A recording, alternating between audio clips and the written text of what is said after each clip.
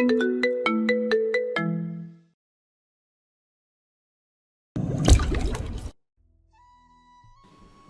And gentleman, attention please.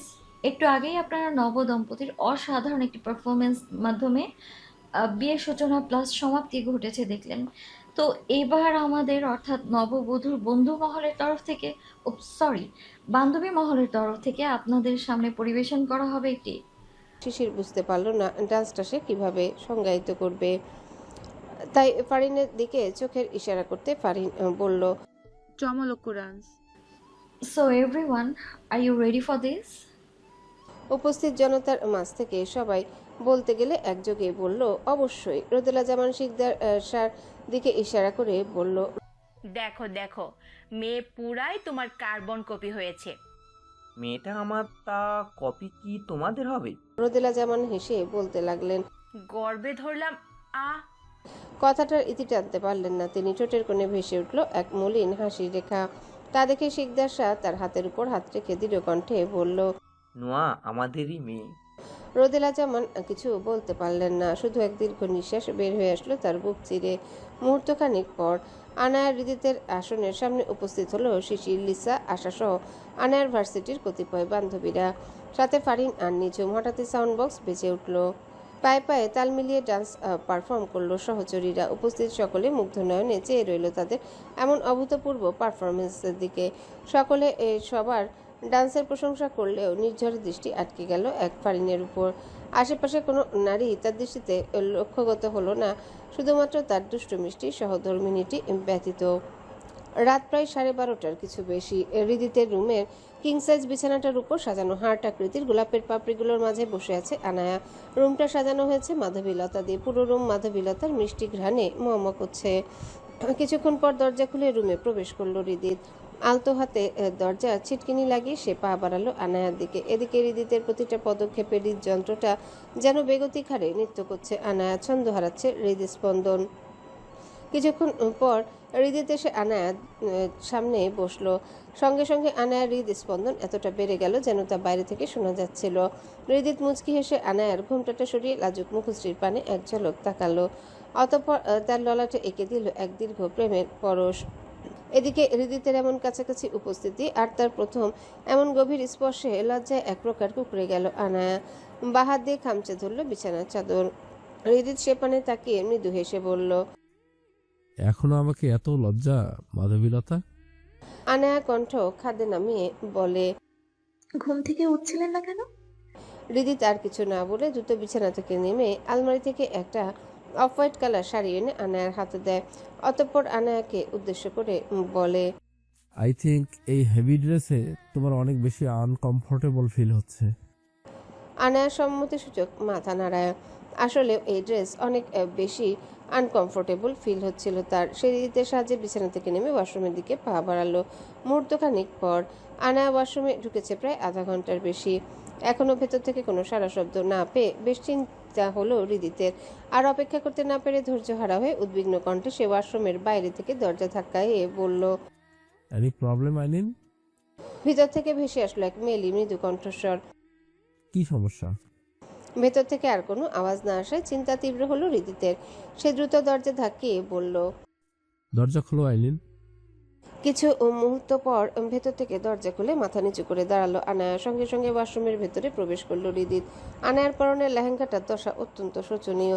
পিনগুলো এমনভাবে আটকে আছে যে সেগুলো ছাড়ানোই যাচ্ছে না। সব থেকে ঝামেলা করছে মাথার উপরে দোপাট্টাটার সাথে লাগানো পিনগুলো। আনায়া কোনো ক্রমে হাত দিয়ে ছাড়াতে পারছে না সেগুলো। হৃদিত মুচকি হেসে এগিয়ে এসে আনায়ার পিনগুলো আলতো হাতে খুলে দিল। সমস্ত পিন খোলা শেষে হৃদিত বাইরে যেতে গেলেই আনায়া পিছন থেকে ডেকে বলল। হৃদিত পেছনে ঘুরে চোখ সরু করে তাকালো। কিছু বলবে? হ্যাঁ, কি? আসলে আমি আগে কোনোদিন একা একা শাড়ি পরিনি তো, তাই শাড়ি কিভাবে পরে। তো পরো না। আনায়া অবাক কণ্ঠে বলল। শাড়ি না পরলে কি পরবো? আর তো কিছু নেই। হৃদিত বাঁকা হেসে বলল, একটু পরেই তোমার সর্বাঙ্গ জুড়ে আমার বিচরণ হবে ম্যাডাম। তাই এখন কি পরলে না পরলে সেটা আমার কাছে ম্যাটার করে না। হৃদিতের এমন কথা এই লজ্জায় লাল হয়ে গেল আনায়া।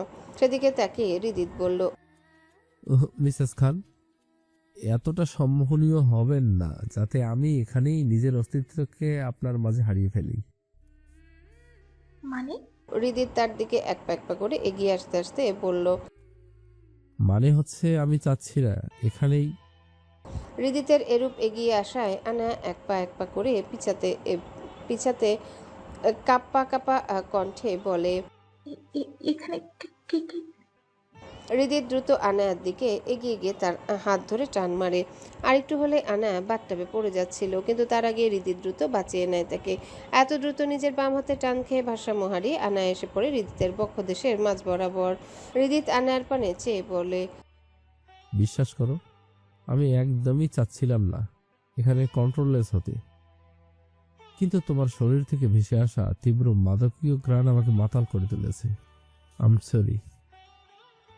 কথাটা বলেই হৃদিত নিজের পরনে শেরওয়ানি ছুঁড়ে মারে ওয়াশরুমের ফ্লোরে। অতঃপর আনায়ার দিকে তাকাতে আনায়া ভীত চোখের ইশারায় যেন তাকে বোঝাতে চায়, এখানে নয় প্লিজ। কিন্তু কে শুনে কার কথা? হৃদিত একটানে আনায়ার শরীরে জড়ানো ওড়না খানা টান মেরে ফেলে দেয় ফ্লোরে। অতঃপর ডুব দেয় আনায়ার মাঝে।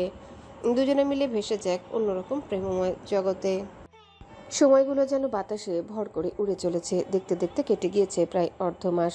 নিজেদের সংসার বেশ গুছিয়ে শুরু করেছে আনায়া, হৃদিত।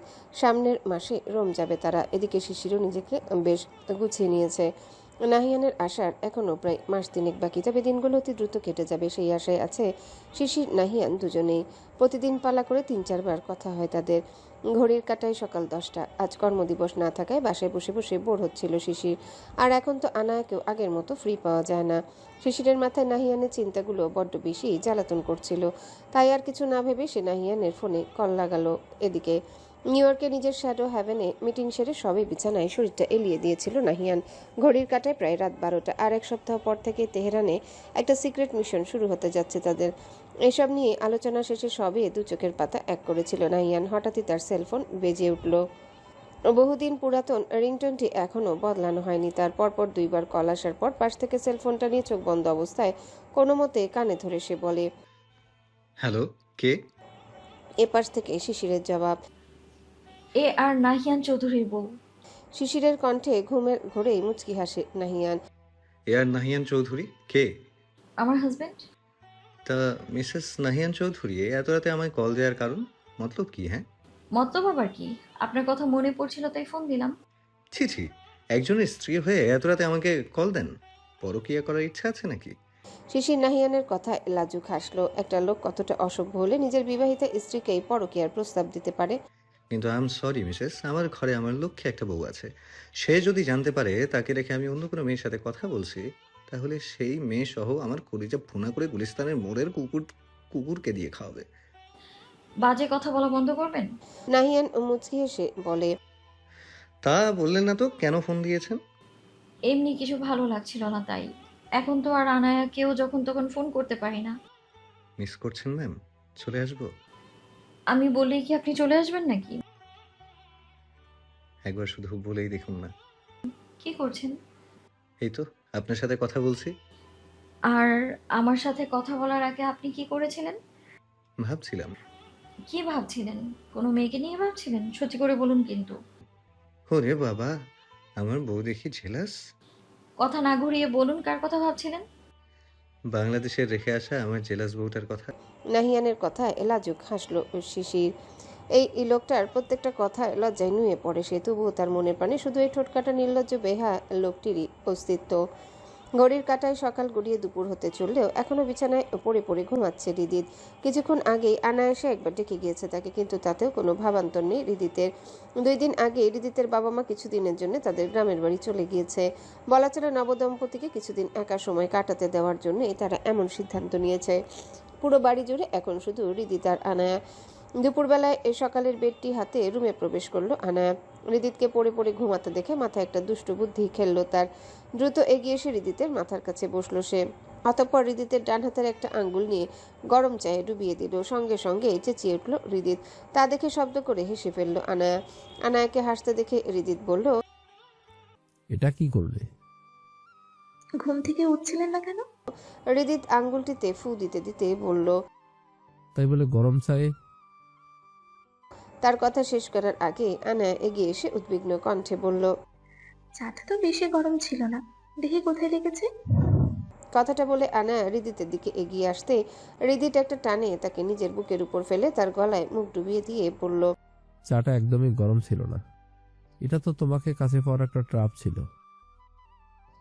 আনায়া আর কোনো কথা বলতে পারল না, শুধু লজ্জায় মুখ লুকালো হৃদিতের প্রশস্ত বক্ষ দেশে। দোস্ত, তুই তো পুরো পাকা গিন্নি হয়ে গেছিস রে। নাকে নলক, হাতে ভালা। বন্ধুদের সাথে গ্রুপ ভিডিও কলে কথা বলছিল ফারিন। হঠাৎই আর এমন কথায় ফারিন বলল, ওই আর কি, যাই হোক, তোরা বল কলেজে যাবি কবে থেকে? আমরা তো কলেজের শুরুর দিন থেকেই আসা স্টার্ট করছি। তুই তো বরের সাথে সারা জায়গা ঘুরে বেড়াচ্ছিলি। বাজে কথা বলা বন্ধ কর। বল কালকে কলেজে আসবি কিনা। কিসের বাজে কথা? আমরা তো কি সুন্দর সুন্দর গুগল থেকে সার্চ করে নাম সিলেক্ট করে রেখেছি। কিসের নাম? আমাদের অনাগত ভাগ্নে ভাগ্নির নাম। কেন, কেউ কি প্রেগনেন্ট নাকি? এবার সবাই মিলে একযোগে শয়তানি হেসে বলল, সেটা তো আপনিই ভালো জানেন ম্যাডাম। ইদানিং বরের সাথে যে পরিমাণ লুতুপুতু চলছে, আপনার তাতে মনে হচ্ছে অতি শীঘ্রই আমরা মামা খালা ডাক শুনতে যাচ্ছি। তাদের কথায় ফারিন শব্দ করে এসে বলল, ও, তার মানে তোরা আমার কথা ভাবছিলি? কোন দিন শুনেছিস উত্তর দিকে সূর্য ওঠে? আমার বিয়ে এত সুন্দর একটা মানুষের সাথে হয়েছে যে তোদের নাতি নাতিরাও মনে হয় আমার বাচ্চাটার মুখ দেখতে পারবে না। সবাই একসাথে বলল, সেটা সময় হলেই দেখা যাবে। হ্যাঁ হ্যাঁ, দেখা যাবে। এখন রাখ, আপাতত ভীষণ ঘুম আসছে আমার। বললেই হতো যে এখন বরের সাথে প্রাইভেট সময় কাটাবি। শুধু শুধু ঘুম আসার মিথ্যা কথা বলার কি দরকার ছিল? মানে? পিছনে দেখ। কথাটা বলেই কল কেটে দেয় তারা। সঙ্গে সঙ্গে ফারিন পিছনে তাকিয়ে দেখে রুমে প্রবেশ করছে নির্ঝর। তবে আজকে পুরোপুরি অন্যরকম লাগছে তাকে। রুমে ঢুকে শব্দ করে দরজাটা দিয়ে ছিটকিনি আটকে দেয় নির্ঝর। ফারিন কিছুটা ঘাবড়ে দ্রুত বিছানা থেকে নেমে বলে, কোনো সমস্যা স্যার? এমন করছেন কেন? নির্ঝর শার্টের বোতামগুলো আনলক করতে করতে তার দিকে এগিয়ে এসে বলে, সমস্যা তো অবশ্যই, তবে তার সলিউশন আমার জানা আছে। ফারিন নির্ঝরের এমন আচরণে কিছুটা ঘাবড়ে গিয়ে বলে, কই, কি সমস্যা? সমস্যাটাও তুমি, সলিউশনটাও তুমি। মানে? নির্ঝর ফারিনের কাছাকাছি এগিয়ে এসে বলল, একটু আগেই তুমি তোমার বন্ধুদের কি বলেছিলে? তেমন কিছু না স্যার, আসলে ওরা উল্টাপাল্টা কথা বলছিল, তাই আর কি। আর সেই উল্টাপাল্টা কথাগুলোকেই যদি আমি সত্যি করে দেই? ফারিন নির্ঝরের এমন কথায় কাঁপা কাঁপা কণ্ঠে বলল, স্যার মানে? নির্ঝর ফারিনের তিরতির করে কাঁপতে থাকা গোলাপি অধরে নিজের তর্জনী ঠেকিয়ে বলল, আর কিছুক্ষণ পর তোমার আর আমার মাঝে 1 ইঞ্চিও দূরত্ব থাকবে না। So don't call me sir baby. নির্ঝরের এমন কথায় চোখ যেন কোটর থেকে বের হয়ে আসার উপক্রম ফারিনের। ভীত কণ্ঠে সে বলল, নির্ঝর আর কোনো কথা না বলে এগিয়ে এসে ফারিনের খোপা থেকে ক্লিপটা খুলে দিল। সঙ্গে সঙ্গে ফারিনের পিঠ ছড়ানো হালকা লালচে কেশরাজি বিক্ষিপ্তভাবে ছড়িয়ে পড়ল। সেই বাঁধনারা কেশরাজির মাঝে হাত ডুবিয়ে দিল নির্ঝর। অতঃপর নিজের তামাটে ওষ্ঠদয় দিয়ে তীব্রভাবে দখল করল ফারিনের নরম কোমল অধরদয়। নির্ঝরের এমন কাণ্ডে ফারিনের হৃদস্পন্দন কয়েকশো গুণ বেড়ে গেল। এ যেন কোনো দিবাস্বপ্ন। এমন কিছু ফারিন তো কখনো কল্পনাও করতে পারেনি। লজ্জায় ফর্সা মুখশ্রী রক্তিম বর্ণ ধারণ করলো। তার লাজুক লতার ন্যায় নুয়ে পড়ল সে। মুহূর্তখানেক পর নির্ঝর নিজে থেকে ধীরে ধীরে ছেড়ে দিল ফারিনকে। ততক্ষণে তার কোমল ওষ্ঠদয় ফুলে রক্তিম বর্ণ ধারণ করেছে। অতঃপর নির্ঝর কোলে তুলে নিল ফারিনকে। ফারিন লজ্জায় মুখ লুকালো নির্ঝরের বক্ষপ্রাচীরের মাঝে। নির্ঝর আলগোছে ফারিনকে বিছানায় শুয়ে নিজের পরনের শার্ট আর ফারিনের শরীরে জড়ানো ওড়নাটা ছুঁড়ে ফেলে দিল ফ্লোরে। তারপর নির্ঝর ধীরে ধীরে নিজের সমস্ত ভার ছেড়ে দিল ফারিনের উপর। এদিকে নির্ঝরের প্রতিটা স্পর্শে লজ্জায় মুড়িমুড়ি অবস্থা ফারিনের। লজ্জায় সে সরে যেতে গেলে নির্ঝর তার আরও ঘনিষ্ঠ হয়ে ফিসফিসিয়ে বলল, আজ রাতে আমার থেকে তোমার মুক্তি নেই বেবি। অনেক অপেক্ষা করিয়েছো আমায়। শুধু বয়স কম ছিল বলে দিনের পর দিন আমার সামনে ঘুরঘুর করার পরও নিজেকে কন্ট্রোল করতে বাধ্য হয়েছি। বাট আর না, you are too attractive you know, so no I want to test you. লজ্জায় আর গলা দিয়ে কোনো শব্দ বের হলো না ফারিনের। নির্ঝর ফারিনের লজ্জা মাখা মুখশ্রীতে দীর্ঘ প্রেম পরশ বুলিয়ে রুমের আলো নিভিয়ে দিল। আর নিস্তব্ধ এক রজনী সাক্ষী হলো একজোড়া কপোত কপোতের মধুচন্দ্রিমার। ঘড়ির কাঁটায় রাত 12টা ছুঁই ছুঁই। নিজের দোতলা বিল্ডিংয়ের ছাদে বসে একের পর এক সিগারেট টানছে রাকিব। ধোঁয়াগুলো কুণ্ডলি পাকিয়ে মিলিয়ে যাচ্ছে আকাশে, ফের নাক মুখ দিয়ে একসাথে ধোঁয়া ছাড়ছে রাকিব। নিচে জমা হয়েছে প্রায় 6টা বেনসনের প্যাকেট। মাথা ভর্তি দুশ্চিন্তা দূর করার এর থেকে ভালো উপায় আর জানা নেই রাকিবের। অন্য সময় হলে হয়তো 2-4টা খুন করে বসতো সে, কিন্তু এখন কেন জানি খুন করতে গেলেই হাত কাঁপে তার কারণ একটাই, সাবিহা। রাকিব নিজের হাঁটুর বয়সী মেয়েটাকে কি ভীষণ বাজেভাবে ভালোবেসে ফেলেছে। মাঝে মাঝে ইচ্ছে করে সবকিছু ছেড়ে সাবিহাকে নিয়ে এমন কোথাও চলে যেতে যেখানে থাকবে না কোনো পাপ, কোনো হাহাকার। কিন্তু সেই উপায় আর কই। সে নিজেকে পাপের সাম্রাজ্যে এমন ওতপ্রোতভাবে জড়িয়ে ফেলেছে যে সেখান থেকে বের হওয়ার মৃত্যু ভিন্ন আর কোনো উপায় নেই। আর এখন জুটেছে আরেক চিন্তা, দেশের পরিস্থিতি একদমই ভালো নয়।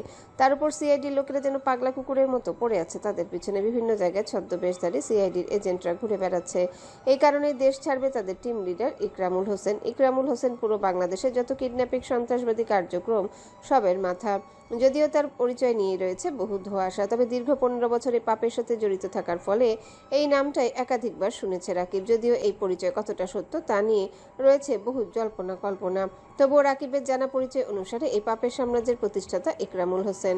মানুষটাকে কখনো রাকিব নিজের চোখের সামনে দেখেনি, শুধু কণ্ঠস্বর শুনেছে। তাও মানুষটার প্রত্যেকটা কার্যক্রমের বর্ণনা যেন কোনো হিংস্র জানোয়ারকেও হার মানায়। এই যেমন 19 বছর আগে ঘটা সেই ঘটনাটি। না, সেই ঘটনার কথা বর্ণনা করতে গেলেও মানুষের শরীর হিমশীতল হয়ে আসে। যে লোকটা এত বড় সিআইডি অফিসারকে সপরিবারে অমন নৃশংসভাবে হত্যা করতে পারে, সেই কিনা কিছু সিআইডির এজেন্টের ভয়ে দেশ ছাড়বে, ব্যাপারটা একদমই সুবিধার মনে হচ্ছে না রাকিবের। নিশ্চয়ই এর পিছনে আছে এমন কোনো দাবার চাল যা হয়তো তার মতো কাঁচা খেলোয়াড়ের দৃষ্টিগত হচ্ছে না। নিজের ভিতরে চিন্তাগুলোকে সিগারেটের ধোঁয়ায় উড়িয়ে দিতে ব্যস্ত রাকিব 7 নম্বর প্যাকেটের শেষ সিগারেটে আগুন ধরিয়ে প্রথম টান দিল সে। তৎক্ষণাৎ পিছনে কারো উপস্থিতি টের পেতে ঘুরে দাঁড়ালো রাকিব। পেছনে নাকে ওড়নার আঁচল দিয়ে দাঁড়িয়েছিল সাবিহা। সিগারেটের ধোঁয়া একদমই সহ্য করতে পারে না সে। তাকে দেখে রাকিব দ্রুত সিগারেটটা নিচে ফেলে পা দিয়ে পিষে দিল। অতঃপর সাবিহার দিকে ফিরে বলল, কিছু বলবে? সিগারেটের ধোঁয়া একদম মিলিয়ে যেতে সাবিহা শেষ সিঁড়িটা পেরিয়ে ছাদে এসে রাকিবের পাশাপাশি দাঁড়িয়ে বলল। রাকিব এক ঝলক তার দিকে তাকালো। সাবিহার পরনে মেরুন কালার 3 পিস। ফর্সা শরীরে মেরুন কালারটা বেশ ভালোই মানিয়েছে তার। মাথায় শাড়ির আঁচলের মতো করে দেওয়া ওড়নাটা বেপরা বাতাসে বারবার উড়ে যেতে চাচ্ছে। কি বলবে? সাবিহা ওড়নার আঁচলটা মাথায় ঠিক করে দিতে দিতে বলল, রাতে তো বেশ হয়েছে, ঘুমাবেন না? রাকিব আকাশের পানে চেয়ে বলল, আজ রাতে আমার ঘুম হবে না, তুমি যাও ঘুমিয়ে পড়ো। সাবিহার কোনো কথা না বলে ওড়নার আঁচল হাতের আঙ্গুলে জড়াতে লাগলো। তা দেখে রাকিব বলল, আর কিছু বলবে? সাবিহা ভীত কণ্ঠে বলল, জি। বলো। আসলে আমার আপনাকে একটা জিনিস দেওয়ার ছিল। কি জিনিস? সাবিহা ওড়নার আঁচলের নিচ থেকে কি যেন একটা বের করলো। রাকিব একবার আর চোখে সেদিকে তাকালো। সাবিহা কাপা কাপা হাতে জিনিসটা রাকিবের দিকে এগিয়ে দিয়ে বলল, এই নিন। রাকিব চোখ সরু করে বলল, কি আছে এতে? সাবিহা কণ্ঠ খাদে নামিয়ে বলল, ঘড়ি। হঠাৎ ঘড়ি কেন? সেদিন তো আমার কারণেই আপনার অত দামি ঘড়িটা নষ্ট হয়ে গেল, তাই। তোমাকে তো বলেছিলাম থাক, ব্যাপার না, তারপরেও এইসব কেন? এমনি আমার ইচ্ছা করলো তাই। রেখে দিন না, অন্তত আমার উপহার হিসেবে কোনো একদিন পড়লেন। যদিও জিনিসটা আপনার অন্যান্য জিনিসের তুলনায় নেহাতি তুচ্ছ, অত দামি নয়। রাকিব ফিসফিসিয়ে, এই জিনিসটাই আমার জীবনের সবচেয়ে মূল্যবান জিনিস। সাবিহা রাকিবের কথা ভালো করে শুনতে না পায় ফের শুধালো, কিছু বললেন? এটা কিনলে কবে? আমি তো এখানকার কিছুই চিনি না। আজকে সকালে নাফি ভাই এসেছিল, ওনার কাছে টাকা দিয়েছিলাম, উনি সন্ধ্যার দিকে এনে দিয়েছে। রাকিব আস্তে করে বলল, ও। অতঃপর সাবিহার দিকে ফিরে বলল, উপহার যেহেতু তোমার দেওয়া, তাহলে তুমিই পরিয়ে দাও। সাবিহা তার দিকে ফিরে অবাক কণ্ঠে বলল, জি আমি। রাকিব চোখের ইশারায় তাকে বুঝালো। হ্যাঁ তুমি। সাবিহা কাপা কাপা হাতে প্যাকেট থেকে ঘড়িটা বের করে রাকিবের বা হাতে সযত্নে পরিয়ে দিল। রাকিব তার হাতে তাকিয়ে দেখলো শ্যামবর্ণের হাতটিতে সিলভার কালার ঘড়িটা যেন চিকচিক করছে। সেদিকে তাকিয়ে সে মুচকে এসে বলল, পারফেক্ট। 1 মাস পর। দেখতে দেখতে কেটে গেছে আরো 1টি মাস। আনায়ার হানিমুনে আনায়ারা হানিমুনে রোমে গেছে আজ প্রায় 1 সপ্তাহ। যতদিন যাচ্ছে নাহিয়ানের আসার সময় তত এগিয়ে আসছে, তবুও দিনগুলো সহজে কাটছে না শিশিরের। বিশেষত এই 1 মাস তো একদমই সহজ ছিল না তার জন্য। যেখানে প্রতিদিন 3 থেকে 4 বার নাহিয়ানের সাথে কথা হতো, সেখানে এই 1 মাসে হয়তো সপ্তাহে 3 থেকে 4 বার কথা হয়েছে নাহিয়ানের সাথে, তাও 5 থেকে 10 মিনিটের বেশি নয়। আর কাল রাত থেকে তো ফোনই পাওয়া যাচ্ছে না তাকে। যদিও এটা শিশিরের জানা ছিল যে কিছুদিন নাহিয়ানের ফোন সুইচ অফ থাকবে, একটা মিশনারি কারণে, তবুও শিশিরের মনটা চেয়ে আছে বিষণ্ণতায়। তবে এর মাঝেও একটা সুখবর এসেছে কাল রাতে। কাল রাত প্রায় 2টোর দিকে ইলমা সাজিদের কোল আলো করে এসেছে তাদের রাজপুত্র ইফরান সাজ্জাদ। সাজ্জাদ নামটা শিশিরের দেওয়া, আর ইফরান নামটা দিয়েছে সাজিদ। শিশিরদের বাড়ি আছে পুরোটা ফাঁকা। নরিফা খানম আর রোদেলা জামান কাল রাত থেকে হাসপাতালে। শিশিরও গিয়েছিল, তবে শিকদার সার প্রেশার ফল করায় রাতে ফিরে এসেছিল সে। সকালবেলা শিকদার শাহ যখন অফিসে চলে গিয়েছে তখন থেকে শিশির রেডি হচ্ছে হাসপাতালে যাওয়ার জন্য।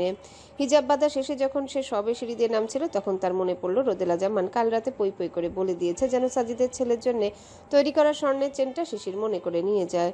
চেনটা ইলমার প্রেগন্যান্সির খবর শোনার পরই গড়িয়ে রেখেছিলেন তিনি, কিন্তু কাল রাতে হুট করে ইলমার পেন ওঠায় তাড়াহুড়োতে সেটা নিতে ভুলে গিয়েছিলেন। শিশির সবে প্রথম সিঁড়িটিতে পা দিয়েছিল। চেনের কথাটা মনে পড়তে সে দ্রুত পদচারণা থামিয়ে রোদেলা জামানের রুমের দিকে এগিয়ে গেল। কিছুক্ষণ পর শিশির কোথাও খুঁজে পাচ্ছিল না চেনের বক্সটা। শেষমেশ আলমারির শেষ কাবারটা টান দিতে লক্ষ্যগত হলো কাঙ্ক্ষিত বক্সটি। শিশির যেন হাফ ছেড়ে বাঁচল। মুচকি এসে ডিজাইন করা বক্সটি হাতে তুলে নিল। ঠিক তখনই পায়ের কাছে অনুভূত হলো কিছু একটা। শিশির ভ্রু কুঁচকে নিচে তাকিয়ে দেখলো পড়ে আছে একটা ডায়েরি, বেশ পুরাতন। সে সামান্য নিচু হয়ে ডায়েরিটা হাতে তুলে দেখলো ডায়েরির উপরের কাভারটা নেভি ব্লু কালার, একেবারে নীল অপরাজিতা রঙা, আর তার উপরে সোনালি অক্ষরে লেখা আমার অপরাজিতার জন্যে। শিশির বেশ উৎসুক হয়ে ডায়েরিটা খুলল, যদিও সে খুব ভালো করে জানে এটা ঠিক নয়। কারো ডায়েরিতে তার ব্যক্তিগত বহু জিনিস লিপিবদ্ধ, তবুও কেন জানি শিশির নিজেকে সামলাতে পারল না। ডায়েরিটা খুলতেই তার প্রথম পাতাতে একটা রঙিন চিরকুট আবিষ্কার করলো শিশির, যাতে গোটা অক্ষরে লেখা, ওহে অপরাজিতা তুমি কি হবে আমার প্রণয়ের পরিণীতা। আনমনে মুচকি হাসলো শিশির। সে যতদূর বুঝলো এটা কোনো পুরুষ তার শখের নারীকে উপহার স্বরূপ দিয়েছিল, কিন্তু কার? অপরাজিতা নামের কাউকে তো শিশির চেনে না।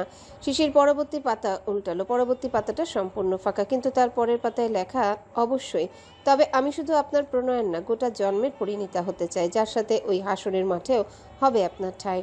এটা সম্ভবত অপরাজিতার কথা। শিশিরের ব্যাপারটা বেশ লাগলো।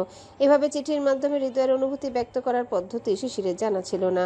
তবে সে যতই পাতা উল্টাচ্ছে ততই অপরাজিতার কথাগুলো বাড়ছে। 10ম পাতাটার শেষে শিশির জানতে পারল এই ডায়েরিটা নরসাদ নামে কারো একজনা, যে তার সহধর্মিনী অর্থাৎ অপরাজিতাকে এটা উপহার স্বরূপ দিয়েছিল। বেশ কিছুক্ষণ ধরে ডায়েরির পাতাগুলো পড়ার পর সে বুঝলো অপরাজিতা আর নরশেদ নওয়ার নামক একটা মেয়েও ছিল, যাকে নিয়ে তারা ভীষণ খুশি ছিল, কিন্তু তারা এখন কোথায়? শিশির যখন এই সকল চিন্তায় মগ্ন, ঠিক তখনই হঠাৎ তার লক্ষ্যগত হলো একটা ছেঁড়া চিঠি। লক্ষ্যগত বললে ভুল হবে, বাতাসের ঝাপটায় ডায়েরি থেকে এক প্রকার বের হয়ে এসেছে সেটি। তবে সেটা দেখার সাথে সাথে পিলে চমকে উঠল শিশিরের। রক্ত, হ্যাঁ রক্তই তো। চিঠিটার চারিধারে ফোঁটা ফোঁটা রক্ত। শিশিরের ব্লাড ফোবিয়া আছে, তার মাথাটা সামান্য ঘুরিয়ে উঠল। তবুও তার দৃষ্টি আটকে গেল চিঠির উপরে লেখা তার মায়ের নাম, অর্থাৎ রোদেলা জামানের নাম দেখে। চিঠিতে লেখা, রোদ, আমি কিছু লেখার মতো পরিস্থিতিতে নেই, শুধু তোকে এতটুকুই বলবো, আমার নওয়ারকে, আমার ফুলকে দেখে রাখিস। আর হ্যাঁ, অবশ্যই ওর পরিচয়টা বদলে দিস, তবে ওর বাবার দেওয়া ডাক নামটা বদলাস না যেন। ওকে তোরা নিজেদের পরিচয়ে মানুষ করিস, শুধু যখন একান্তে থাকবি তখনই নোয়া বলে ডাকিস। লেখাটা এত বেশি খাপছাড়া যে কেউ দেখলেই বুঝতে পারবে যিনি এটা লিখেছেন তিনি হয়তো অনেক দুশ্চিন্তাগ্রস্ত ছিলেন। অনেক দ্রুততার সহিত চিঠিটা লিখেছেন তিনি। তবে শিশিরের মাথা চক্কর দিয়ে উঠল যখন সে দেখলো শেষে লেখা নুয়া বলে ডাকিস। নুয়া, এটা তো তার নাম, তার ডাক নাম। তবে কি শিশিরই নুয়া? তাহলে অপরাজিতা নরসদকে? আর অপরাজিতা নরসদ যদি নুয়া অর্থাৎ শিশিরের বাবা মা হয়, তাহলে এতদিন ধরে যাদের শিশির বাবা মা বলে জানলো রোদেলা জামান, শিকদার শাহ, তারা কারা? মাথা ঘুরিয়ে উঠল শিশিরের। কোনো কিছু ঢুকলো না তার মাথায়। হাত থেকে ডায়েরিটা ফেলে সে ছুটে গেল রোদেলা জামানের বেডসাইড টেবিলটার দিকে। প্রত্যেক রাতে রোদেলা জামানের ডায়েরি লেখার অভ্যাস আছে। লেখা শেষে টেবিলের উপরে ডায়েরিটা রেখে দেন তিনি। শিশির কখনোই সেটা খুলে দেখেনি, তবে আজ সেটা খোলা অতীব জরুরি শিশিরের জন্য। তার মাথা কাজ করছিল না। দ্রুত দৌড়ে গিয়ে রোদেলা জামানের ডায়েরিটা হাতে নিল সে। অতঃপর ডায়েরির পাতাগুলো পাগলের মতো উল্টাতে শুরু করলো। কিছু দূর পাতা উল্টাতেই সে দেখতে পেল রোদেলা জামানের কাপা কাপা হাতে লেখা কথাগুলো। পারলে আমায় মাফ করে দিস অপু, কিন্তু আমি তোকে দেওয়া কথা রাখতে পারিনি। আমি এখনও তোদের নোয়াকে তার আসল পরিচয় জানাতে ব্যর্থ। কিভাবে জানাবো বল? ওই তো আমার আর শিকদারের জীবনের একমাত্র উজ্জ্বল প্রদীপ। যদি কখনো সে আলো ক্ষীণ হয়ে পড়ে, যদি কখনো সে আলো আমাদের দিক থেকে মুখ ফিরিয়ে নেয়, তবে যে আমাদের দুজনের কেউই বাঁচতে পারবো না। মাফ করে দিস আমাকে। আমি তোদের নোয়ার পরিচয় বদলে আমাদের শিশির ঠিকই দিয়েছি, তবে তাকে এখনো তার নিজের বাবা মার পরিচয় জানাতে সাহস হয়নি আমাদের। নিচে আরও অনেক কথা লেখা ছিল, কিন্তু সেগুলো পড়ার আগেই চোখ ঝাপসা হয়ে আসলো তার।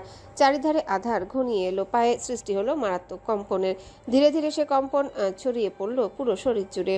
সাধারণ অন্ধকারটা যেন নিকষ কালো আধারে পরিণত হলো, আর শিশির হার মানল সেই আধারের মাঝে। চেতনাহীন হয়ে পড়ে রইল শ্বেত পাথরের মেঝেটিতে। এদিকে ইরানের রাজধানী তেহরান শহরে ঘড়ির কাঁটায় রাত প্রায় 2টা বেজে 30 মিনিট। তেহরানের ব্যস্ত শহরে রাতের আধারে যেন আরেক রূপে জেগে উঠেছে আজ। শহরের এক নিকোষ কালো প্রান্তে জাফরান স্কোয়ারের পাশে বিলাসবহুল হোটেল ডেভিলস টেবিল যেন এই অন্ধকার শহরের বুকে আলোয় ঝলমল করছে। ভেতরে চলছে মধ্যপ্রাচ্যের এক রহস্যময় উচ্চ প্রোফাইল পার্টি, যেখানে প্রবেশাধিকার কেবল আমন্ত্রিতদের। আর এই পার্টিতে আজ প্রবেশ করবে আর নাহিয়ান চৌধুরী ও তার সিআইডি অপারেশন টিম। তবে নিজ পরিচয় নয়, ছদ্মবেশ। একটি আন্তর্জাতিক কিডন্যাপিং ইউনিটকে ধরার জন্য প্রায় 1 মাস ধরে তেহরানের ছায়ার মতো অবস্থান করছে তারা। তাদের জানা তথ্য অনুসারে এই ইউনিটটার কাছে রয়েছে এমন একটা চিপ যাতে সংরক্ষিত রয়েছে পুরো ইন্টারন্যাশনাল কিডন্যাপিং ইস্যুর প্রতিটা দেশের মাথাদের বিভিন্ন গোপনীয় তথ্য। আজ রাতেই সেই শেষ দিন। সফল হলে এই পার্টি থেকে খুলে যাবে ইন্টারন্যাশনাল অপহরণ চক্রের আস্তানা, ব্যর্থ হলে তেহরানের অন্ধকারে হারিয়ে যাবে সত্যের আলো। হোটেলের সামনে নিজেদের ব্ল্যাক মার্সিডিজ থামালো তারা। ভেতর থেকে ব্রিফকেস হাতে নেমে আসলো ছদ্মবেশী নাহিয়ান আর তার টিমের 2জন উচ্চ পর্যায়ের সদস্য। নাহিয়ান কানে হেডসেটটা ঠিকঠাক সেট আপ করে নিল, অতঃপর চারিদিকে একবার ভালোভাবে নজর বুলালো। সেখানে বিভিন্ন জায়গায় ছড়িয়ে ছিটিয়ে আছে ইরান ইন্টেলিজেন্সের ইউনিটের সদস্যরা, সাথে তার সিআইডির ইউনিটের লোকজন, যারা সবাই উৎপেতে আছে নাহিয়ানের থেকে সংকেত পাওয়ার অপেক্ষায়। নাহিয়ান ধীরে ধীরে প্রবেশ করলো ভেতরে। তার পরনে ব্ল্যাক কালার লেদার ব্লেজার, চোখে ধোয়া রঙের কন্টাক্ট লেন্স, চুলগুলো জেল দিয়ে সেট আপ করা। ছদ্মবেশীধারী নাহিয়ানের নাম অ্যাথানিয়েল কায়ান। ভেতরে ঝলমলে শ্যান্ডেলিয়ারের আলোয় ছায়া ফেলে রেখেছে নিষিদ্ধতার গন্ধ। টেবিল জুড়ে ছড়িয়ে আছে দামি মদ, আফগানি হাসিস আর বিদেশি কাচের গ্লাসে ঢালা বিভৎস ঘোর। চারিপাশে ঘুরে বেড়াচ্ছে দাসীতুল্য মেয়েরা আর অপার্থিব চোখের অন্ধকার। শুরু হলো মানবতা বিরোধী নৃশংস সেই মহাসম্মেলন। সেখানে উপস্থিত মধ্যপ্রাচ্যের কুখ্যাত অপরাধ জগতের নেতা, মাদক ব্যবসায়ী, অস্ত্র ডিলার, এমন কি কিছু রাষ্ট্রদূত। তবে তাদের রাষ্ট্রদূত না বলে রাষ্ট্রের ধ্বংসের বাহক বললে বেশি ভালো হয়। সবার মাঝে চেয়ারে বসে আছে অপরাধ জগতের মধ্যমণি ডেভিল কিং, এক বিশাল দেহী মানুষ যার মুখে ক্রুড় হাসি লেগেই থাকে। তার কালো চোখের গভীরে যেন হাজারো নরকের আগুন জ্বলছে। শুরু হলো বিভিন্ন দেশের বর্তমান কিডন্যাপিং ইস্যু নিয়ে কথাবার্তা। নাহিয়ান অর্থাৎ তাদের সামনে বসে থাকা অ্যাথানিয়েল কায়ান এই অপরাধ জগতে নেহাতি নতুন। সে এসেছে নতুন কিছু ডিল করতে। ডেভিল কিং তার দিকে তাকিয়ে ক্রুড় হেসে বলল। প্রতি উত্তরে নাহিয়ান বাঁকা হেসে ব্রিফকেসটা তার দিকে এগিয়ে দিয়ে বলল, You will get here double what you want, but I just want. Devil king ব্রিফকেসটা হাতে নিয়ে দ্রুততার সহিত সেটা খুলে টাকাগুলোর দিকে লোলুপ দৃষ্টিতে তাকিয়ে বলল। জবাবে নাহিয়ান বাঁকা হাসলো। কিন্তু তখনই ঘটলো এমন একটা ঘটনা যা হয়তো ডেভিল কিং এর কল্পনাতীত ছিল। হঠাৎ তার ফোনে নোটিফিকেশন আসলো একটা মেসেজের, যার মানে এই যে এখানে ছদ্মবেশধারী কিছু সিআইডি অফিসারকে ট্রেস করা হয়েছে। আর যার সাথে ডেভিল কিং বর্তমানে কথা বলছে খুব সম্ভবত সে আর নাহিয়ান চৌধুরী নিজেই। মেসেজটা দেখে চোখ কপালে উঠে গেল ডেভিল কিং এর। এক ঝটকায় উঠে দাঁড়ায় সে সহ উপস্থিত সবাই, প্রত্যেকের চোখে ভয় স্পষ্ট। কিন্তু ততক্ষণে দেরি হয়ে গেছে ভীষণ। সিআইডি লুকিয়ে থাকা সহযোগীরা চারিদিক থেকে প্রবেশ করছে ছাদ, পেছনের দরজা, প্রধান ফটক। শুরু হলো গোলাগুলি। মুহূর্তের মধ্যে পার্টির জমকালো পরিবেশ পাল্টে গেল রণক্ষেত্রে। ডেভিল কিং এর গার্ডরা গুলি চালাতে শুরু করলো। কাঁচের জিনিস ভেঙে পড়ার শব্দ, মানুষের চিৎকার আর গুলির শব্দে বাতাস ভারী হয়ে উঠল। নাহিয়ান ধোয়া আর ভিড়ে সুযোগ নিয়ে ডেভিল কিং এর দিকে এগোতে লাগলো। ডেভিল কিং তখন পালানোর চেষ্টা করছে। সে দেখলো ডেভিল কিং একটা গোপন দরজার দিকে দৌড়াচ্ছে। নাহিয়ান তার পিস্তল ডেভিল কিং এর দিকে তাক করে বলল, শেষটা এত সহজে হবে না ডেভিল কিং। কিন্তু ডেভিল কিং ছিল আরো দ্রুত। সে লুকানোর জন্য ঝাঁপ দিল। নাহিয়ানও তার পিছু নিল। কিন্তু হঠাৎ করে এক পাশ থেকে এক গার্ড বেরিয়ে এসে নাহিয়ানের বুকে গুলি চালালো। তবে তখনও দমেনি নাহিয়ান। সে নিজের পিস্তল বের করে নির্ভুল নিশানায় তাকে গুলি করা গার্ড সহ আরো 2জন গার্ডকে গুলি করলো। কিন্তু তখনই হঠাৎ ছোড়া আরেকটা গুলি বেঁকে এসে বিদ্ধ করে নাহিয়ানের বুক। সে এক মুহূর্তে থেমে যায়, চোখ জুড়ে আধার নেমে আসে। পিছলে পড়ে যায় রক্তমাখা শরীর। স্মৃতির মানসপটে চোখের সামনে ভেসে ওঠে শিশিরের আলতারঙা মুখশ্রী। ফিসফিসিয়ে বহু কষ্টে শুধু উচ্চারণ করে, আমায় মাফ করো প্রাণনাশিনী, আমার প্রণয়িনী, কিন্তু আমি তোমায় দেয়া কথা রাখতে পারলাম না। আর কিছু উচ্চারণ করতে পারে না। সে গলা দিয়ে বের হয়ে আসে রক্তস্রোত, আধার হয়ে আসে চারিদা। তবুও সে তার চারিপাশে শুধু শুনতে পায় শিশিরের হাসি, রিনরিনে আওয়াজ। কদিন ধইরা কইতাছি মাইয়াডারে বিয়ে দাও, শিয়ানা মাইয়া, লোক ঘরে রাহন ভালো না।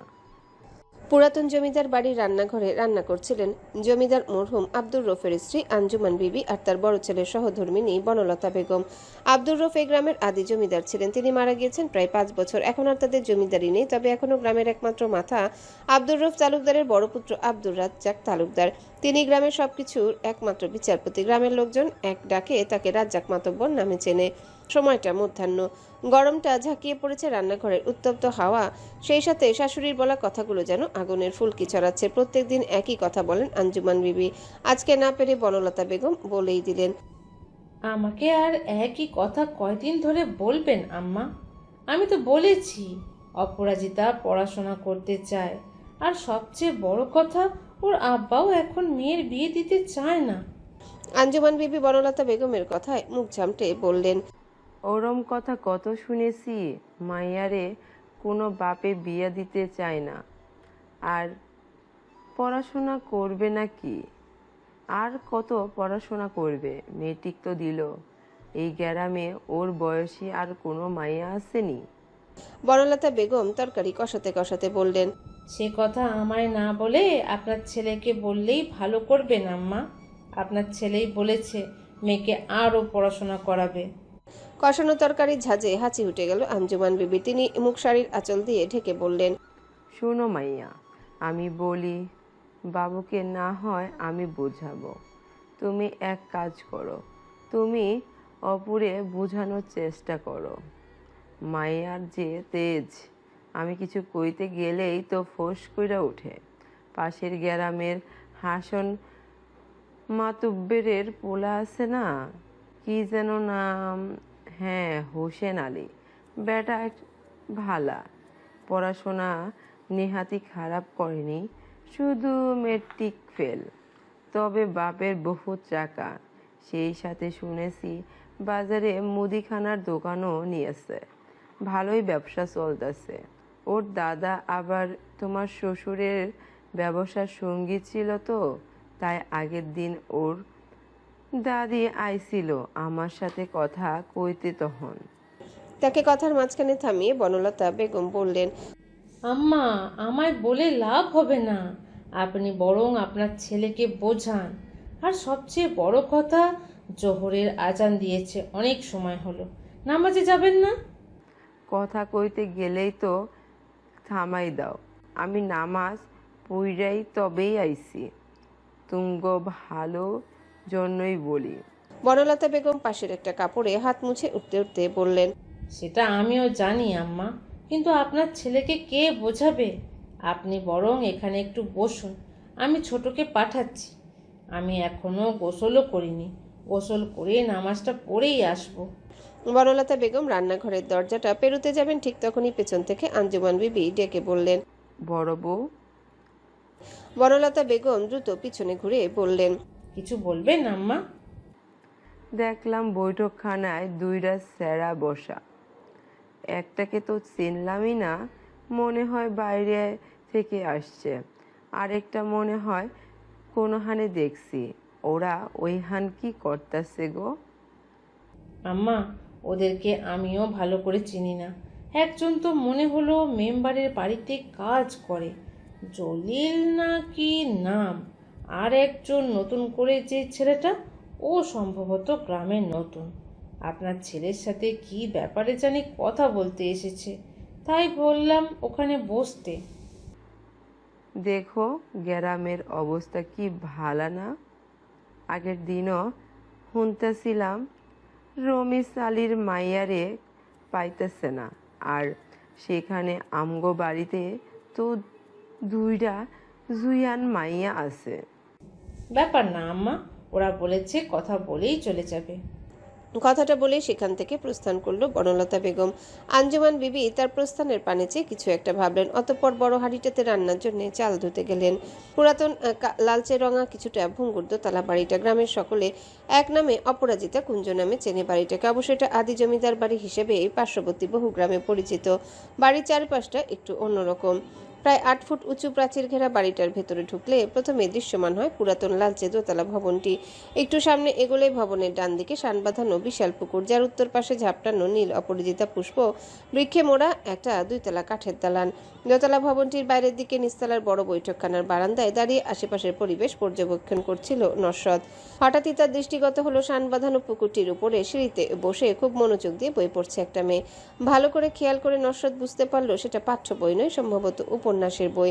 নস্রত যখন মেয়েটিকে তীক্ষ্ণ চোখে পর্যবেক্ষণ করছিল, ঠিক সেই সময় কোথা থেকে যেন একটা মেয়ে ছুটে আসলো। অতঃপর অতি সাবধানে সিঁড়িতে বসা মেয়েটির পিছনে গিয়ে দাঁড়ালো। মেয়েটা এত মনোযোগ দিয়ে বইটা পড়ছিল যে সে খেয়ালই করেনি তার পিছনে কেউ দাঁড়িয়ে আছে। পিছনে দাঁড়ানো মেয়েটি হঠাৎ সিঁড়িতে বসা মেয়েটির চুল থেকে চুলের কাঁটাটা একটা নেই খুলে দিল। সঙ্গে সঙ্গে সিঁড়িতে বসা মেয়েটির একগুচ্ছ স্বর্ণালী কেশরাজি বিক্ষিপ্ত তরঙ্গের ন্যায় ছড়িয়ে পড়ল। সূর্যটা পশ্চিম আকাশে ঢলে পড়েছে প্রায়, তবুও তার মিয়ে পড়া রৌদ্র রেখায় মেয়েটির স্বর্ণালী কেশরাজি যেন চিকচিক করে উঠল। এক মুহূর্তে থেমে গেল নস্রতের চারিপাশ। নিষ্পলক দৃষ্টিতে সে চেয়ে রইল মেয়েটির পানে। অতিবাহিত হলো মুহূর্তখানেক। মেয়েটা এতটাই ঘনকেশী যে চুলের আড়ালে তাকে দেখাই গেল না, কিন্তু যখনই মেয়েটা ঘুরে তার চুল খুলে দেওয়া মেয়েটাকে কিছু বলতে যাবে, তৎক্ষণাৎ নস্রতের পিছন থেকে জলিল বলল, ভাই সাহেব, মাতাব্বর চলে আইছে, আপনারা বাড়ির ভিতরে ডাকতেছে।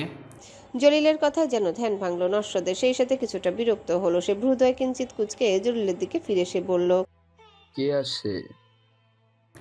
মাতাব্বর রাজ্জাক তালুকদার। নস্রত এক ঝলক বাইরের দিকে তাকিয়ে বলল, ও আই সি, আচ্ছা চলো। সে আর জলিল রওনা দেয় রাজ্জাক তালুকদারের কক্ষের দিকে। এদিকে অপরাজিতা এক মনে বসে বসে শরৎচন্দ্রের চন্দ্রনাথ উপন্যাসটি পড়ছিল। হঠাৎই পেছন থেকে কেউ তার চুল খুলে দেওয়ায় বড় বিরক্ত হলো সে।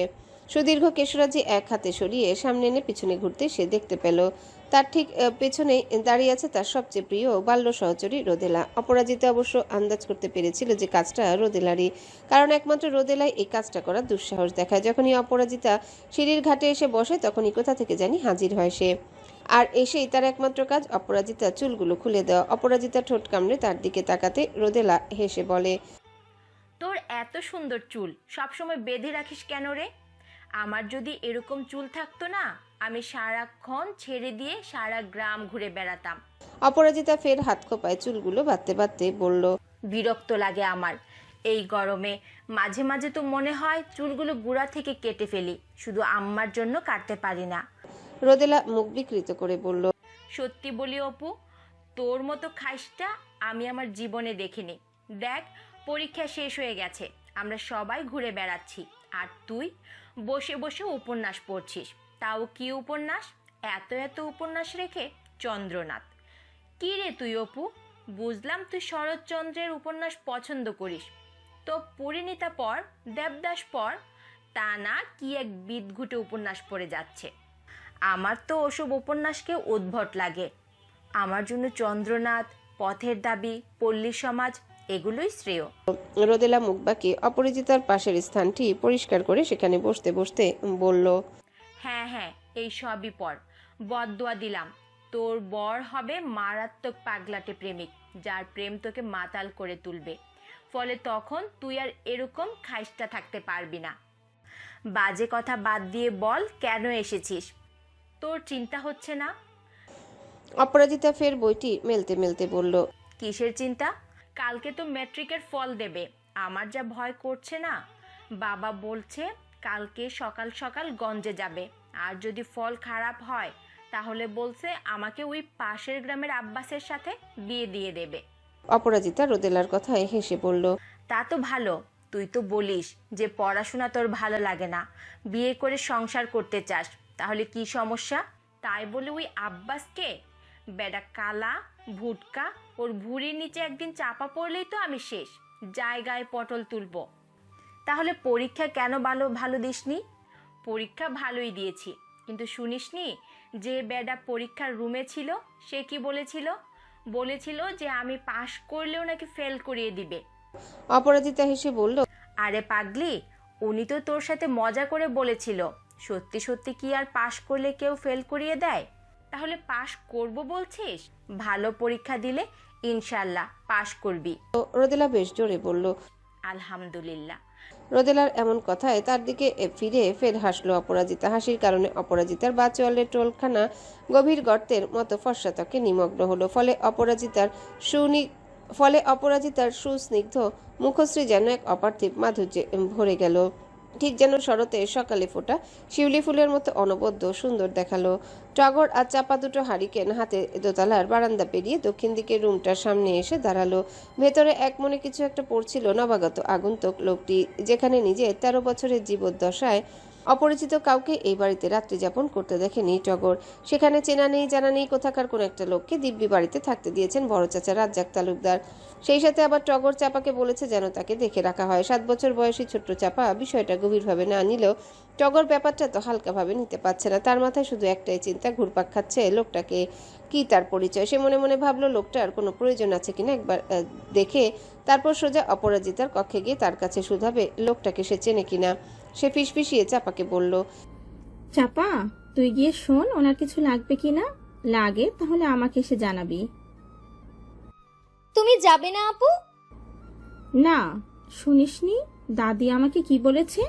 বলেছে যেন অপরিচিত লোকের সাথে বেশি কথা না বলি। কিন্তু আপু। সে আর কিছু বলার আগে টগর তাকে থামিয়ে এক ধমক দিয়ে বলল, তোকে যা বললাম তাই কর, এত বেশি বুঝিস কেন? অন্যদিকে হারিকেনের হলদেটে আলোয় এক মনে একটা আর্টিকেল পড়ছিল নস্রত।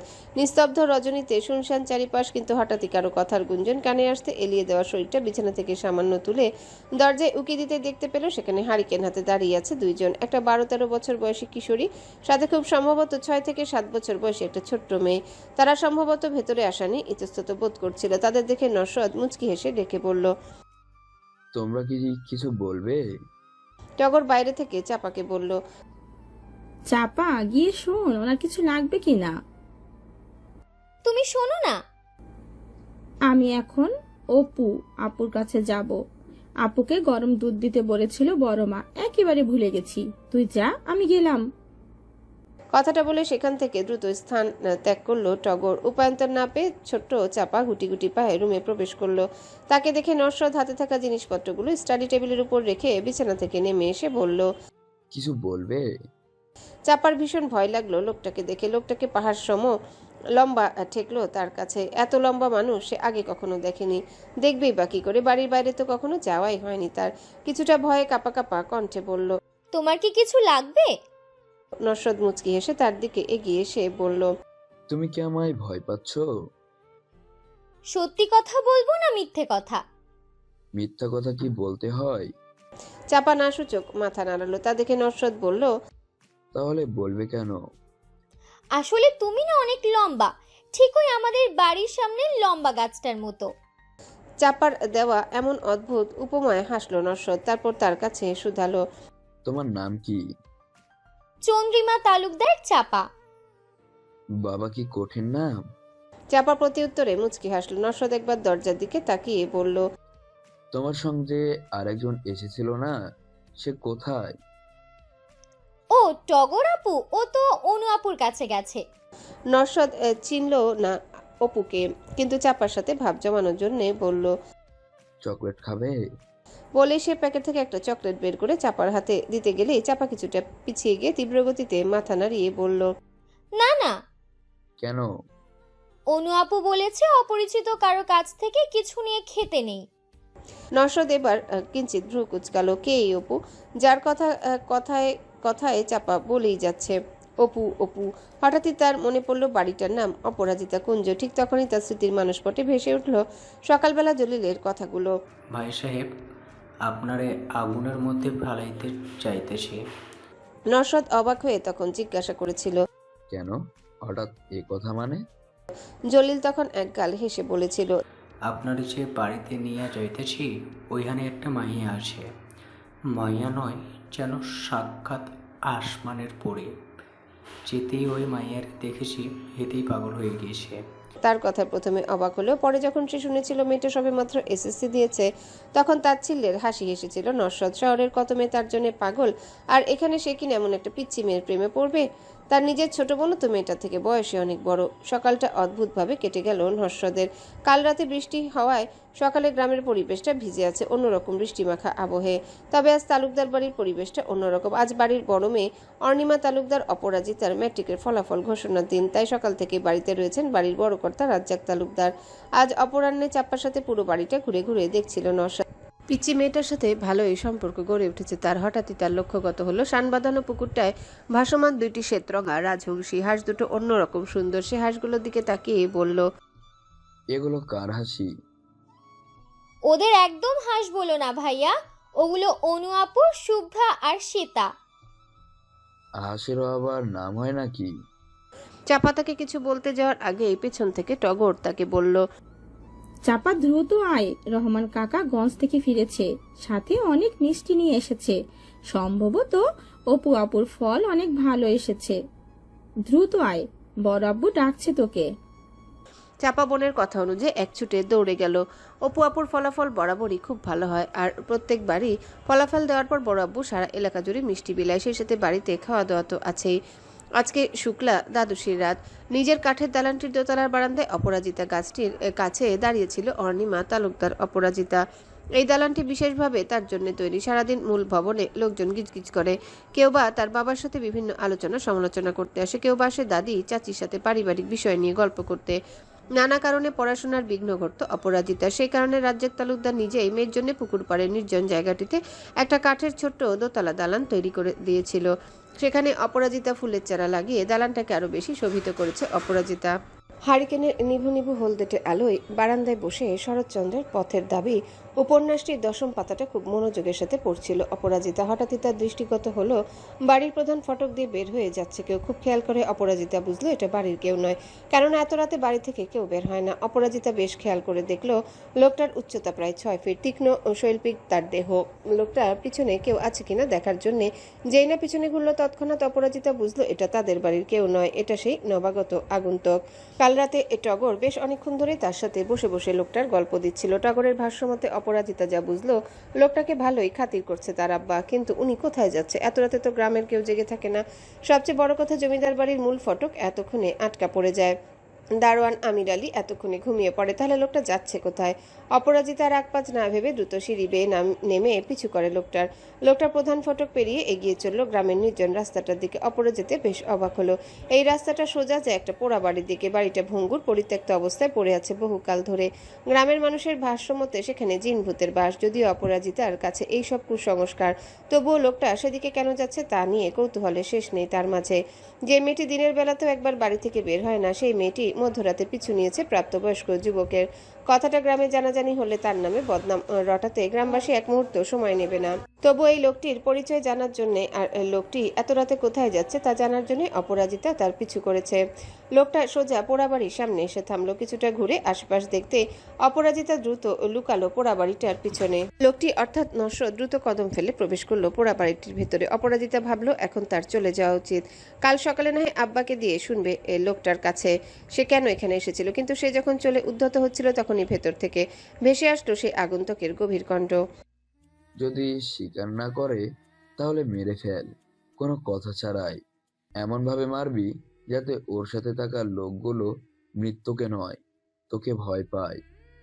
মুহূর্তেই থেমে গেল অপরাজিতার পদচারণা। গ্রামে ইদানিং হত্যা, নারী ধর্ষণ ব্যাপকভাবে বেড়ে গিয়েছে। মানুষগুলো যেন পাগলের কুকুরের মতো খেপেছে।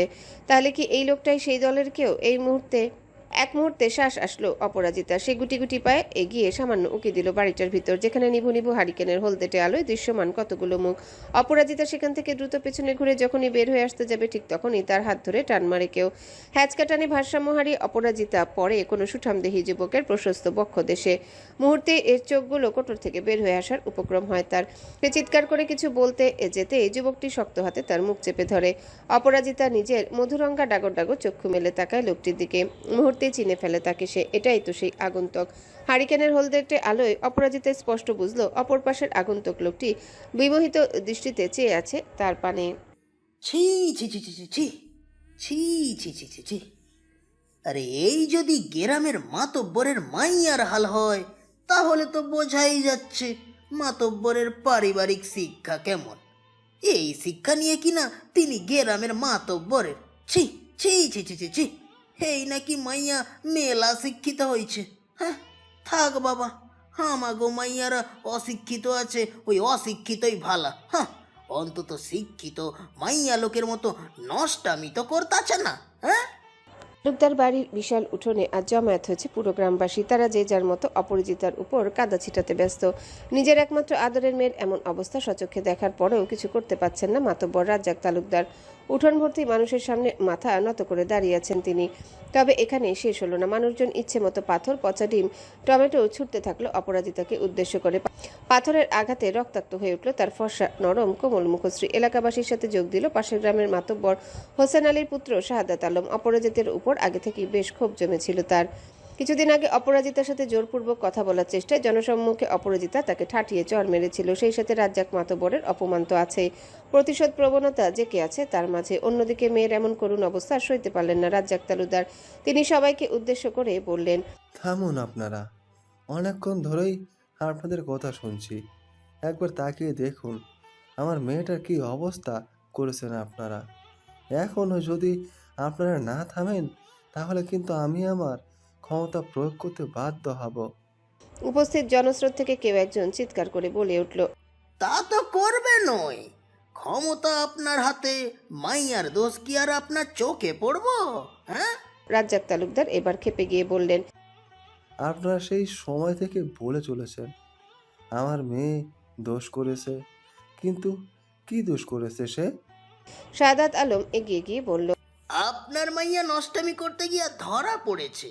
আশা করি বাকিটা আপনাকে বিস্তারিত বলতে হবে না মাতব্বর সাহেব। মাতব্বর সাহেব কথাটা বেশ টেনে টেনে বলল শাহাদাত। রাজ্জাক সাহেবের বুঝতে বাকি রইল না তাকে অসম্মানের জন্য শাহাদাত এমন করছে। সে রাশভারী কণ্ঠে শুধালো, তা কি নষ্টামি করেছে আমার মেয়ে? শাহাদাত নরসদের দিকে আঙ্গুল দিয়ে ইশারা করে বলল, ওই যা দেখতেছেন মাজনু, হাতির লাইগা পোড়া বাড়ি থাইকা আপনার মাইয়ারে আমি আজকে ভোরবেলায় বের হইতে দেখেছি। শুধু আমি না, আরো অনেকেই ছিল। তারপর সে এলাকাবাসীর দিকে ফিরে বলল, আপনারাই কোন সারা রাত্রি জুড়ে পোড়া বাড়িতে কি কি নষ্টামি হইয়াছে সে কি আর কারো বুঝতে বাকি রয়েছে? উপস্থিত সকলের একসাথে থুতু ছিটালো অপরাজিতার দিকে। রাজ্জাক তালুকদার একবার মেয়ের দিকে তাকালেন, কিন্তু মেয়ে তার আজকে একদম পাথর, অগ্নিকুণ্ডের মতো তেজি মেয়েটা আজ বরফের ন্যায় শীতল হয়ে আছে। রাজ্জাক তালুকদার ভালো করেই জানেন তার মেয়েকে নিয়ে যে অপবাদ রটনা হয়েছে তার সবটাই মিথ্যা। তবে এটা গ্রাম, আর এখানে কোনো মেয়ের দিকে যদি একবার আঙ্গুল তোলা হয় সেই মেয়ের পুরো জীবনটাই নষ্ট হয়ে যায় মিথ্যা অপবাদ কাঁধে নিয়ে। রাজ্জাক তালুকদার বেশ তীক্ষ্ণ বুদ্ধি সম্পন্ন ব্যক্তি। বলা চলে তার কূটনৈতিক জ্ঞানের কারণেই আজও এই গ্রামসহ আশেপাশের বহু গ্রাম জুড়ে তার প্রভাব প্রতিপত্তির বিস্তার করে আছে। যদিও তিনি অত্যন্ত নীতিবান একজন লোক, এই কারণে এই লোকজন তাকে একটু বেশি পছন্দ করে। তিনি খুব ভালো করেই জানেন তার মেয়ে অথবা নরসদ কেউই এমন কোনো কাজ করতে পারে না যাতে তার মাথা কাটা যায়। কিন্তু গ্রামবাসীকেও শান্ত করা প্রয়োজন, নয়তো তার মেয়েটার জীবন নষ্ট করে দেবে তারা এক হাতে করে। তিনি নীরবে পরিকল্পনা করতে লাগলেন কিভাবে অপবাদের হাত থেকে অপরাজিতাকে রক্ষা করা যায়। এদিকে নরসদ এতক্ষণ যাবৎ গ্রামের লোকজনের হাত থেকে অপরাজিতাকে বাঁচানোর নানাবিধ চেষ্টা করছিল, কিন্তু যখন সে ব্যর্থ হলো তখন রাজ্জাক তালুকদারকে উদ্দেশ্য করে বলল, চাচা। রাজ্জাক তালুকদার আনমনে বললেন, জি। নরসদ কোনো রকম ভনিতা না করে স্পষ্ট কণ্ঠে বলল, আমি আপনার মেয়েকে বিয়ে করতে চাই, আপনি কি রাজি আছেন? রাজ্জাক তালুকদার সহ সবাই হচকিত নয়নে তাকালো নরসদের দিকে। নরসদ বিস্মিত গ্রামবাসীর দিকে ফিরে বলল, আপনাদের প্রবলেম তো আমাকে আর অপরিচিতকে নিয়ে, রাইট? যদিও আপনারা যে অ্যালিগেশন আনছেন সেটা সত্যি নয়, তবু তালুকদার চাচা আর অপরিচিতা যদি রাজি থাকে তাহলে আমি নরসদ খানম এক্ষুনি এই মুহূর্তে অপরিচিতাকে নিজের সহধর্মিণী জীবনসঙ্গিনী হিসেবে গ্রহণ করতে প্রস্তুত আছি। রাজ্জাক তালুকদার বোধহয় মনে মনে এটাই ভাবছিলেন। তিনি কোনো রকম আপত্তি না করে বলল, আমি রাজি আছি বাবা। নরসদ এবার অপরাজিতার দিকে ফিরে বলল, তোমার কি মত অপরাজিতা? অপরাজিতা কোনো কথা না বলে তীব্র বিদ্বেষের সহিত মাথা নিচু করে রাখলো। তার কাছে এটা জুতো মেরে গরুদান ছাড়া আর কিছুই নয়। কাল রাতে নশ্বর যদি তাকে পোড়া বাড়িতে আটকে না দিয়ে অপরাজিতা কুঞ্জে ফিরতে দিত, তাহলে হয়তো আজ তার অথবা তার পরিবারের কাউকে এই দিনটা দেখতে হতো না। নওশাদ বুঝলো অপরাজিতার রাগের কারণ। সে তার দিকে থেকে চোখ ফিরিয়ে রাজ্জাক তালুকদারের দিকে ফিরে বলল, চাচা, আপনি কাজী ডাকুন, বিয়ের আয়োজন শুরু করুন, আমি প্রস্তুত আছি। এদিকে নিজেদের গ্রামের পার্শ্ববর্তী গ্রাম নাফিসপুরে নিজের দলবল নিয়ে হাজির হয়েছে রোদেলা। ম্যাট্রিকের ফল টেনে টুনে পাশ হলেও তা নিয়ে খুশির শেষ নেই রোদেলার। তার উপর সে খবর পেয়েছে নাফিসপুরের হেলাল স্যারের আমবাগানে এবার ব্যাপক ফলন হয়েছে। স্যারের উপর পুরাতন বিদ্বেষ জমে আছে রোদেলার। একবার বাড়ির কাজ করিয়ে নিয়ে গিয়েছিল না বলে সারা ক্লাস তাকে কান ধরে বাইরে দাঁড় করিয়ে রেখেছিল হেলাল স্যার। সেজন্য আজ ভোরের আলো ফোটার আগে সেই প্রতিশোধ তোলার জন্য নিজের দলবল নিয়ে সে হাজির হয়েছিল হেলাল স্যারের বিশাল আমবাগানে। সকাল গড়িয়ে প্রায় দুপুর। মাথার উপর সূর্যি মামার প্রখর তেজে অতিষ্ঠ জনজীবন। বেশ কিছু আম চুরি করেছিল তারা, কিছু নিজেদের জন্য নিয়েছে আর কিছু আশেপাশের গরিব মানুষদের বাড়িতে গিয়ে দিয়ে এসেছে। রোদেলা হাঁটতে হাঁটতে তার এক সহচরী মেঘলার দিকে ফিরে পড়ল। গ্রামের কত মানুষ দামের কারণে আম খেতে পায় না, আর ওই বেটা দেখ কারি কারি আম গাছে পচাচ্ছে। বেশ হয়েছে। মেঘলা কিছুটা ভীত কণ্ঠে বলল, কিন্তু রোদ, আমার মনে হচ্ছে কাজটা করে একদমই ঠিক হয়নি। যদি স্যার টের পায় আর যদি বাবার কাছে নালিশ দেয়। রোদেলা গাছাড়া ভাব নিয়ে বলল, নালিশ দিলেও বা আমার তাতে কি? আমি ওই দজ্জালের স্কুল থেকে পাশ করে বেরিয়েছি, জীবনে আর ওই স্কুলের ত্রিসীমানায় পা দিব না। আর তার এই কথায় একযোগে হেসে উঠল 7-8 জনের একটি বন্ধুর দল। তখনই হঠাৎ জিহাদ বলল, সে তো ঠিক আছে রোদ, যে তুই কি একবার ভেবেছিস যদি আপু এই কথা জানতে পারে তাহলে কিন্তু তোর খবর আছে। অপু যদি কখনো এই কথা জানতে পারে তাহলে আগে তোদের খবর করে দেব আমি। কেননা এই চুরির ব্যাপারটা আমরা কয়জন ছাড়া আর কেউ জানে না, বাকিরা তো টেরই পায়নি। মরলেও তোদের একসাথে নিয়ে তবেই জাহান্নামে যাব। তারা সবাই কথা বলছিল, হাসাহাসি করছিল আর হেঁটে নিজের গ্রামের উদ্দেশ্যে যাচ্ছিল। তখনই হঠাৎ রোদেলার চোখে পড়ে একটা বড় পেয়ারা গাছের দিকে। গাছটা বেশ উঁচু আর প্রচুর পেয়ারা ধরেছে তাতে। সে সবার দিকে ফিরে বলে, পেয়ারা খাবি? সবাই অবাক হয়ে বলে, এই সময় পেয়ারা কই পাবো? রোদেলা গাছের দিকে ইশারা করে বলে, ওই দেখ। পাশ থেকে হেমা বাধা দিয়ে বলে, রোদ, এটা আক্কাসের মামার গাছ। রোদেলা শাড়ির আঁচলটা কোমরে বাঁধতে বাঁধতে বলে, আক্কাসের মামা হোক আর জাক্কাসের মামা, পেয়ারা খাবো যখন বলেছি তখন খেয়েই ছাড়বো। তোরা শুধু দেখ আশেপাশে কেউ আছে কিনা। কথাটা বলেই কিছু বাদরের মতো হুড়হুড় করে গাছে উঠে গেল রোদেলা। সবাই নিচে বসে পাহারা দিচ্ছিল কেউ আসছে কিনা। হঠাৎ করে কারো পায়ের শব্দে সবগুলো যেদিকে পারলো ছুটে পালালো। রোদেলা গাছে থাকায় খেয়াল করলো না যে নিচে কেউ নেই। সে নিজ মনে বেশ কিছু পেয়ারা পেরে আঁচল ভর্তি করলো। অতঃপর যখন নামার সময় আসলো তখন পেয়ারাগুলো এক এক করে নিচে ছুঁড়ে মারলো। এদিকে সবে পেয়ারা গাছটার নিচে এসে দাঁড়িয়েছিলেন শিকদাসা। সে মূলত এই গ্রামে এসেছে পথ হারিয়ে, আর যাওয়ার কথা ছিল তার প্রাণপ্রিয় বন্ধু নস্যদের খোঁজে নওগাঁ গ্রামে। কিন্তু ভুল ঠিকানার কবলে পড়ে সেই নওগাঁর পরিবর্তে নাফিসপুর চলে এসেছে। তার উপর তার কপালটা এতটাই খারাপ যে পথিমধ্যে গাড়ি খারাপ হয়ে গেছে। এখন গাড়িটা ঠেলে ঠেলে গ্যারেজের দিকে যেতে হচ্ছে তার। অবশ্য এই গ্রামে কোথাও এই গাড়ির মেরামত করা জায়গা পাবে কিনা তা নিয়েও রয়েছে তীব্র সন্দেহ। তীব্র রোদ তাপে এক প্রকার সিদ্ধ হয়ে আসছিল সে। মাথার ভেতর ঘিলুগুলো যেন টকবক করে ফুটছিল। হঠাৎ সামনে একটা বড় বৃক্ষের ছায়া দেখে সেখানে এসে দাঁড়ালো সে। হঠাৎই তার উপর শুরু হলো পেয়ারার বর্ষণ। 2টা পেয়ারা পরপর মাথায় পড়লো তার। আরেকটা পেয়ারা পড়ার আগে সেটা ক্যাচ করে নিল সে। বিরক্তিতে মাথায় হাত বুলাতে বুলাতে গাছের দিকে তাকাতেই দেখতে পেল বাসন্তী রঙের শাড়ি পরুয়া একটা মেয়ে বাদরের মতো নেমে আসছে গাছ থেকে। তাকে দেখে শিকদার মুখ বিকৃত করে বলল, হোয়াট দ্য হেল। এদিকে গাছ থেকে নেমে শিকদারকে দেখে চোখ বড় বড় হয়ে গেল রোদেলার। আশেপাশে তাকিয়ে সে দেখলো তার দলবলের কেউ নেই, সবাই উধাও। ভয়ে শিকদারের দিকে তাকিয়ে কাঁপা কাঁপা কণ্ঠে সে বলল, আপনি কি আক্কাসের মামা? শিকদার অবাক হয়ে বলল, আর ইউ ম্যাট? ওভাবে পেয়ারাগুলো আমার মাথার উপর ফেলছিলে কেন? আর হু ইজ আকাশের মামা? কিছু মনে করবেন না মামা, আসলে এই পথ দিয়ে যাচ্ছিলাম তো, তাই পেয়ারা দেখে লুপ সামলাতে পারিনি। আর কোনোদিন চুরি করব না, মাফ করে দেন। এই ইউ, তোমায় তো একটু আগে সামান্য পাগল মনে করেছিলাম, এখন তো মনে হচ্ছে তোমার পুরোই মাথায় গন্ডগোল আছে। আমায় দেখে কোন অ্যাঙ্গেল থেকেই তোমার মামা মামা মনে হচ্ছে, তাও আবার আকাশের মামা। হোয়াট দ্য আর কথা বাড়ালো না। সে এমনিতে এই গরমের মাঝে মেজাজটা বিগড়ে আছে, তার উপর এই মেয়ের উল্টাপাল্টা কথাটায় যেন বারবার শুদ্ধ ভাষাটা বের হয়ে আসতে চাচ্ছে তার। নিজেকে বহু কষ্টে সংযত করলো সে। রোদেলা বোকা বোকা দৃষ্টিতে তাকিয়ে বলল, ও তার মানে আপনি আক্কাসের মামা নন? শিকদার কোনো কথা বলল না, তবে এবার বেশ রাগ হলো রোদেলার। এতক্ষণ এই লোকটাকে আক্কাসের মামা ভেবে কি বকাটাই না খেলো সে। সে ঠোঁট কামড়ে বলল, এত দেমাক কিসের আপনার? হ্যাঁ, আপনার কাছে তো শুধু পরিচয়ই শুনেছিলাম, তাই বলে এরকম বকবেন? বেডা খচ্চর। খচ্চর শব্দটা আস্তে উচ্চারণ করলো রোদেলা, যার দরুন শিকদার কথাটা বুঝতে পারলো না। কিছু বলবে? না। কথাটা বলে এই শাড়ির আঁচল কোমর থেকে খুলে সোজা পায়ে হাঁটা লাগালো রোদেলা। দু কদম এগুতে পেছন থেকে শিকদার তাকে ডেকে বলল, এই যে মেয়ে, শুনছো? রোদেলা বিরক্তি নিয়ে তাকিয়ে বলল, আমি এই যে মেয়ে নই, আমার একটা সুন্দর নাম আছে, রোদেলা, রোদেলা জামান। শিকদার ফিসফিসিয়ে বলল, হ্যালো বন্ধুরা, পরবর্তী পার্ট খুব তাড়াতাড়ি আসবে, তো সবাই অপেক্ষায় থাকো। আর চ্যানেলটি যারা এখনো সাবস্ক্রাইব করোনি তারা পরবর্তী পার্ট দেখার জন্য চ্যানেলটি সাবস্ক্রাইব করে রেখো। ধন্যবাদ সবাইকে, আমাদের সাথেই থেকো।